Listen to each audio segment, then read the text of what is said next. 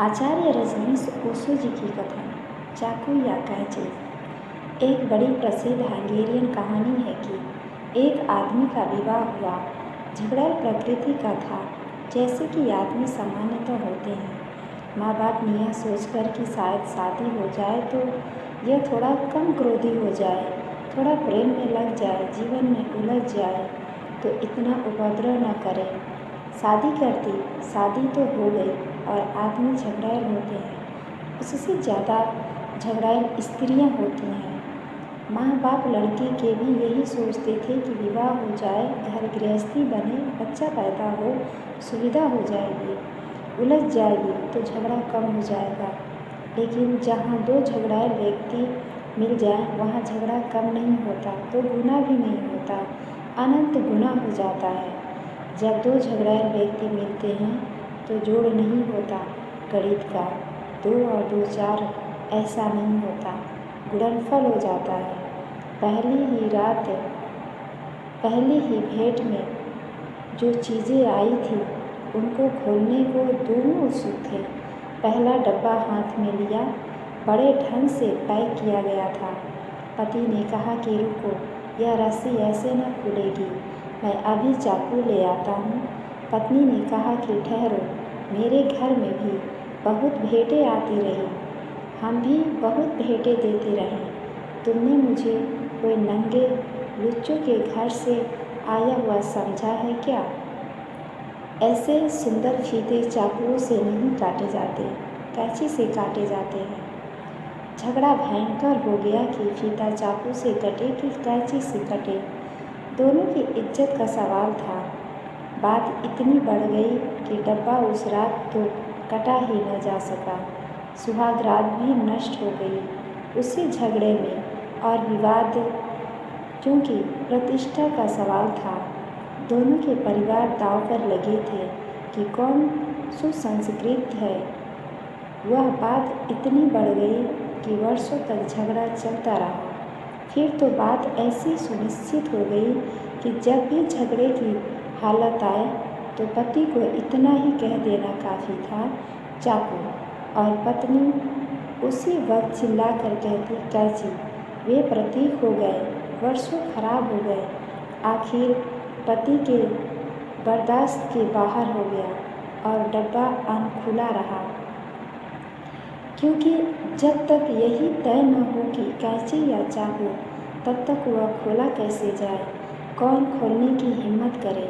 एक दिन बात बहुत बढ़ गई तो पति समझा बुझाकर झील के किनारे ले गया। पत्नी को नाव में बैठा दूर जहाँ गहरा पानी था वहाँ ले गया और वहाँ जाकर बोला कि अब तय हो जाए, यह पतवार देखती है, इसको तेरी खोपड़ी में मारकर पानी में गिरा दूंगा। तैरना तो तू जानती नहीं है, मरेगी। अब क्या बोलती है, चाकू या कैंची? पत्नी ने कहा, कैंची। जान चली जाए लेकिन आन थोड़े ही छोड़ी जा सकती है। रघुकुल रीत सदा चली आई, जान जाए पर वचन न जाए। पति भी उस दिन तय ही कर लिया था कि कुछ निपटारा कर ही लेना है। यह तो जिंदगी बर्बाद हो गई और चाकू कैंची पर बर्बाद हो गई। लेकिन वह यही देखता है कि पत्नी बर्बाद करवा रही है, यह नहीं देखता कि मैं भी चाकू पर ही अटका हुआ हूँ। अगर वह कैंची पर अटकी है तो दोनों कुछ बहुत भिन्न नहीं है, पर खुद का दोष तो युद्ध के क्षण में, विरोध के क्षण में, क्रोध के क्षण में दिखाई नहीं पड़ता। उसने पतवार जोर से मारी, पत्नी नीचे गिर गई। उसने कहा, अभी भी बोल दे, तो भी उसने डूबते हुए आवाज़ दी, कैंची। एक डुबकी खाई, मुंह नाक में पानी चला गया, फिर ऊपर आई। फिर भी पति ने कहा, अभी भी जिंदा है, अभी भी मैं तुझे बचा सकता हूँ, बोल। उसने कहा, कैंची। अब पूरी आवाज़ भी नहीं निकली क्योंकि मुंह में पानी भर गया। तीसरी डुबकी खाई, ऊपर आई। पति ने कहा, अभी भी कह दे क्योंकि यह आखिरी मौका है। अब वह बोल भी नहीं सकती थी, डूब गई, लेकिन उसका एक हाथ उठा रहा और दोनों अंगुलियों से कैंची चलती रही। दोनों अंगुलियों से वह कैंची बताती रही। डूबते डूबते आखिरी क्षण में 1000 रूपों में युद्ध चल रहा है, तुम्हें दिखाई नहीं पड़ा।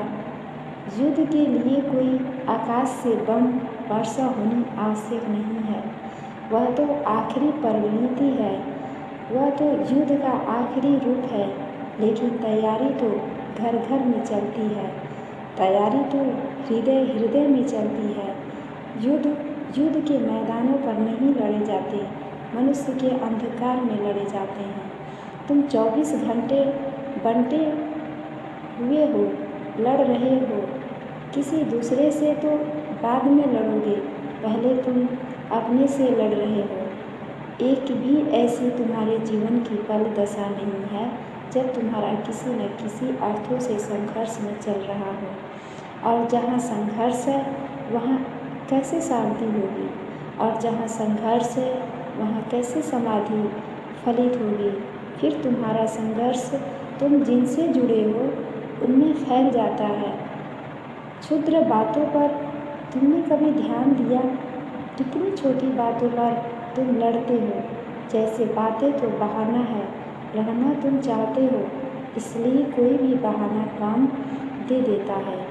महाभारत के लिए कोई कुरुक्षेत्र नहीं चाहिए, महाभारत तुम्हारे मन में है। क्षुद्र पर तुम लड़ रहे हो, तुम्हें लड़ने से क्षण में दिखाई भी नहीं पड़ता कि किस क्षुद्रता के लिए तुमने आग्रह खड़ा कर लिया है। और जब तक तुम्हारा अज्ञान गहन है, अंधकार गहन है, अहंकार सघन है, तब तक तुम देख भी न पाओगे कि तुम्हारा पूरा जीवन एक कला है। जन्म से लेकर मृत्यु तक तुम जीते नहीं, सिर्फ लड़ते हो। कभी कभी तुम दिखलाई पड़ते हो कि लड़ नहीं रहे हो, वे लड़ने की तैयारी के क्षण होते हैं जब तुम तैयारी करते हो।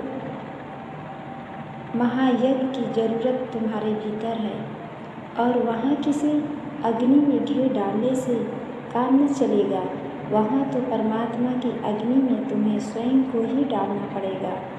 वही एकमात्र यश है, जीवन यज्ञ, जहाँ तुम अपनी आहुति दे देते हो और अपने अहंकार को जल जाने देते हो।